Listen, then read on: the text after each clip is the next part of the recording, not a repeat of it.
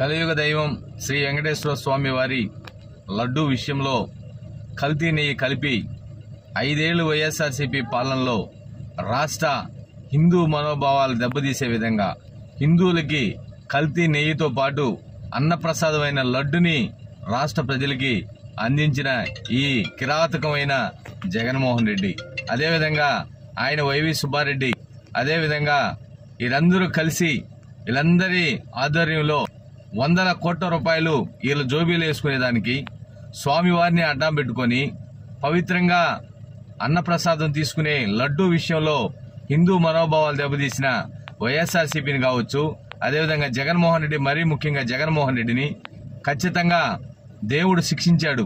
2024 ఎలక్షన్లో 11 సీట్లకు పరిమితం చేశాడు.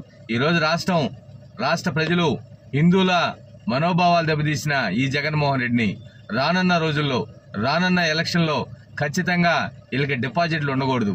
వీళ్ళు మతాలతో విద్వేషాలు రెచ్చగొట్టే విధంగా రాజకీయాలు చేస్తున్నారు. కాబట్టి ఈ వైఎస్ఆర్సీపీ రాష్ట్రం